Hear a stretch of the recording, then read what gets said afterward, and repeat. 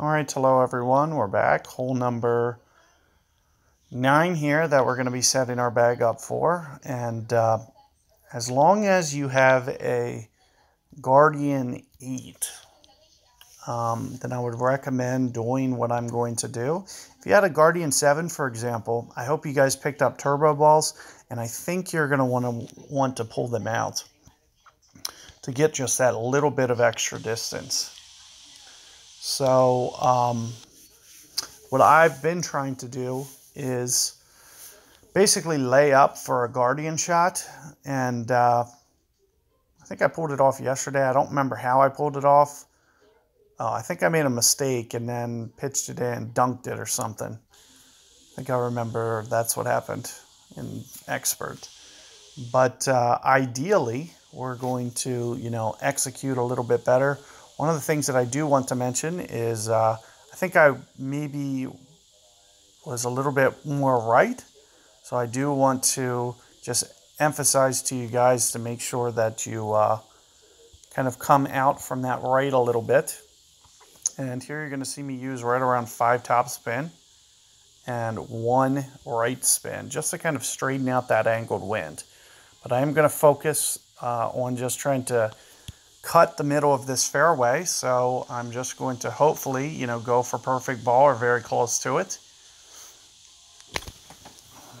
And I am going to shoot it off just barely to the right, it seems. But as long as we can hopefully get good bounces and hold this fairway, should be okay. That wasn't a very good run out though. Hopefully we're close enough to this bunker. You can see, depending on your bounce, you could potentially leave yourself too short. And this is, the biggest reason for what I'm suggesting with, especially with the turbo ball, is for this second shot. Now keep in mind, if your wind is a turbo ball, you would not be able to do that 5 top spin like I did. Well, you probably could, but you would have to lay off how much you powered it. To be honest with you, it might actually make your shot a lot easier because you wouldn't have to go full. You could probably concentrate on half.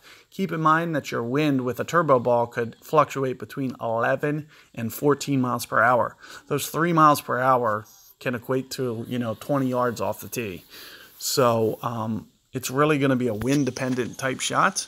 But here you can see where we left it. And I do believe that we are going to be able to reach this fairway from here. And what you're going to see me do is use about 8 bars of backspin and just a little bit of right spin. Aside from that, you're going to see me hopefully just try to, aim more towards the center of the fairway and just kind of curl it back to the right. This is going to be the more safe route. And the reason that I do this is just in case I was to great ball it, very, very much to the right or the left, we should hopefully avoid the rough. And there you can see that I was able to, concentrate and get that perfect ball. And here you can see that it does hop. Just barely too much, just barely too little. So depending on where, there wasn't necessarily anything wrong with my 8 backspin. So I don't want you guys to think that it was the 8 backspin that cost me. Look how small that wind was. I had a 9.4 wind. That was probably as small as I could have got. So had I used that 8 and I would have even had 9.8 miles per hour, that would have been enough to pull that shot off. So it was just kind of a bad break with the wind, but at the same time, I could have cranked just a little bit less. And, it's just something to kind of learn from. But keep in mind that especially if that wind was into the 10s, no question, 8 would have been maybe even too far. So something to, just,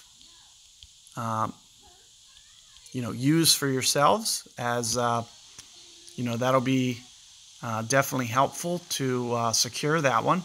But at the very least, if you are putting it in the rough, just concentrate on your perfect ball timing. And with a perfect ball, you will still be able to get the eagle. It'll just make it a little bit harder. But, that is the shot, in my opinion.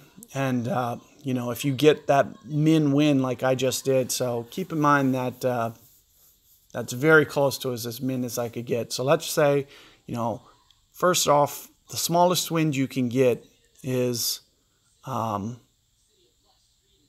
miles per hour.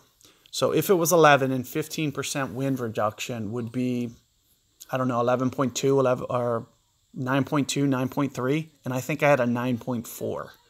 So that was very, very close to min wind there. It was, and so, you know, even half a mile per hour more on that wind would have equated to that ball definitely being on the green. It just needed to hit the fringe instead of the fairway. It just needed to get up one more surface, and it would have, you know, trickled up one there.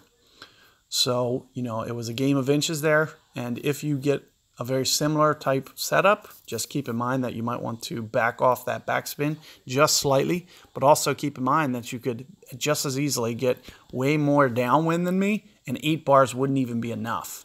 So it's really going to be a shot that you need to fluctuate. Same with the drive, where you have to fluctuate how much topspin you put on your drive. Similarly, for the second shot, you know, you're going to need to really just play it by feel each and every time you play that hole. You know, 5 topspin isn't always going to work on that tee shot. 8 topspin or 8 backspin isn't always going to work on that second shot. You need to play around with those numbers just slightly, depending on the small variations in wind. So keep that in mind and try to focus on that, especially heading towards the weekend. And I think, you know, come weekend, even if you don't have it down until then, that'll be the time to shine. So good luck there, and catch you guys later.